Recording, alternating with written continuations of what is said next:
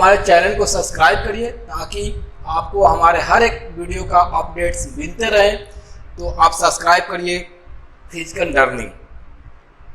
हम लोग क्वेश्चन देखने जो LCR सर्किट पे बेस्ड है। तो हमारे पास जो क्वेश्चन है वो LCR बेस्ड है।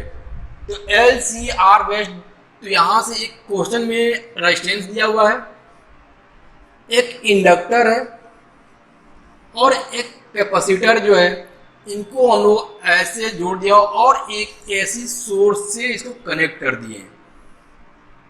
अब इनकी वैल्यू क्या है, इसका 4 ओम है और ये रेजिस्टेंस की वैल्यू 4 ओम है, इंडक्टेंस का रेजिस्टेंस 7 ओम है और कैपेसिटेंस का रिएक्टेंस जो है वो 4 ओम है। और जो AC वोल्टेज हमें दिया हुआ है वो जो है 25 sin 100 पाई t प्लस π/2। जो AC हमें वोल्टेज दिया हुआ है वो 25 sin 100 पाई t प्लस π/2 दिया हुआ है। ये तो हमें दिया हुआ है।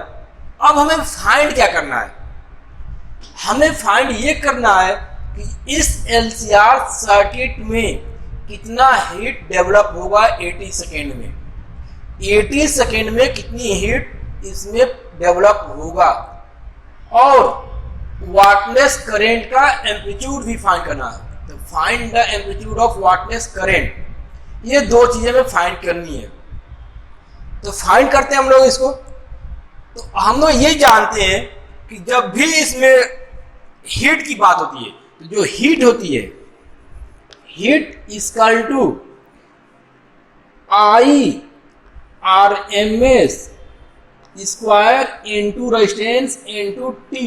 ये आता क्यों, हीट की वैल्यू ये क्यों आती है, ये इसको जानते हैं।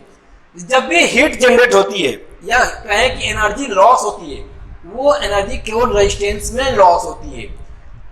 इंडक्टर और कैपेसिटर में कोई एनर्जी लॉस नहीं होती है। जो भी इस सर्किट में हीट आएगा वो रेजिस्टेंस से मिलेगा हमें, तो रेजिस्टेंस में आएगा। तो रेजिस्टेंस से जितना करंट फ्लो करेगा, तो हम जानते हैं कि जो पावर होता है, पावर क्या होता है, I²R होता है। तो ये पावर जो बताता है कितने एक सेकेंड में कितनी एनर्जी खर्च हुई। तो एक सेकेंड में एनर्जी खर्च हुई, तो टी टाइम में कितनी एनर्जी खर्च होगी, तो पावर इनटू टाइम, ये एनर्जी हमें दे देगा। यही वैल्यू है यहाँ पे IRMS RT। IRMS क्या होता है, IRMS equal to I0 maximum peak volt current divide by √2। और करंट क्या होता है, peak voltage divide by impedance √2। ये IRMS की वैल्यू हो गई। इसमें जो करंट फ्लो करेगा, वो जो करंट फ्लो करेगा IRMS करंट फ्लो करेगा। तो IRMS कैलकुलेट करते हैं, तो V नॉट तो 25 हो गया। अब हमें Z की वैल्यू चाहिए और √2 Z कैलकुलेट है। Z क्या है, इंपीडेंस। तो इंपीडेंस कैलकुलेट करेंगे तो Z इक्वल टू होता है √R² plus XL minus XC का होल स्क्वायर। वैल्यू पुट करें तो ये 4 का स्क्वायर प्लस 7 माइनस 4 का होल स्क्वायर। इसको कैलकुलेट करेंगे तो ये आ जाएगा 5 ओम। इसका इंपीडेंस आ जाएगा, इसका इंपीडेंस 5 ओम आ गया।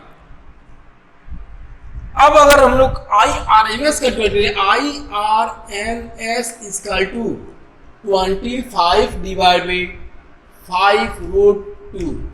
तो ये IRMS की वैल्यू हो गई 5 डिवाइड बाई √2। ये IRMS हो गई। तो 80 सेकेंड में हीट कितना जनरेट हुआ, heat generate in 80 second equal to 5 divide by √2 का होल स्क्वायर इंटू रेजिस्टेंस की वैल्यू 4 इंटू टाइम 80, कैलकुलेट करते हैं इसको, ये हो गया 25 into 4 into 80 divide by 2, cancel, ये हो गया 50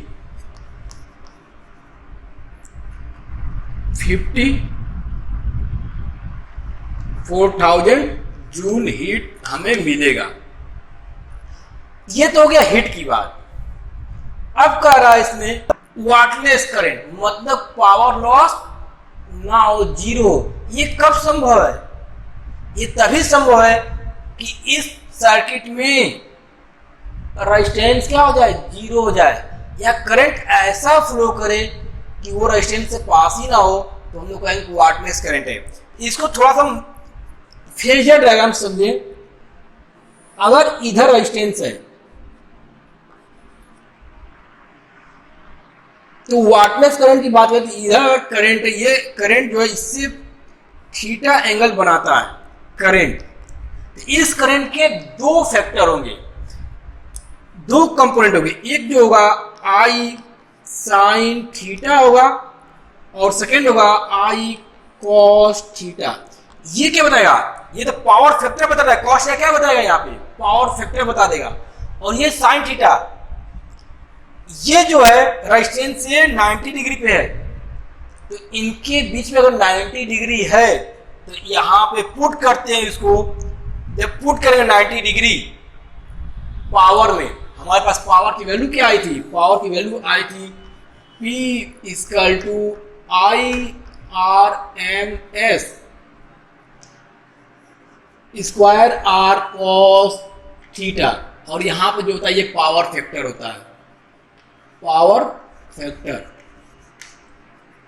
हमने यहां इसलिए यूज नहीं किया cos थीटा को क्योंकि मैक्सिमम पूछा हुआ है क्वेश्चन में, तो मैक्सिमम कैलकुलेट करने के लिए हम cos थीटा की मैक्सिमम वैल्यू कितनी होती है 1, तो इसलिए उसको हम लोग 1 कंसीडर कर दिए। लेकिन यहाँ पे ये पावर फैक्टर पर डिपेंड करता है कितनी हीट लॉस होगा। हमें वाटलेस करंट चाहिए। ये पावर कब जीरो हो सकता है? ये पावर तभी जीरो हो सकता है जब थीटा की वैल्यू क्या हो जाए 90 डिग्री। तो ये IRMS, या कहें कि आई जो होगा एम्पलीट्यूड बताना हमें, वाटलेस करंट का एम्पलीट्यूड, वाटलेस करंट का amplitude I equal to I naught sine theta. तो जो थीटा होगा उसकी value 10 theta equal to XL minus XC upon R, और इनकी वैल्यू पुट कर दे तो 7 माइनस 4 डिवाइड बाई 4, और ये वैल्यू आ जाएगी यहाँ पे 3 डिवाइड बाई 4। तो थीटा की वैल्यू आएगी, थीटा इक्वल टू 37 डिग्री।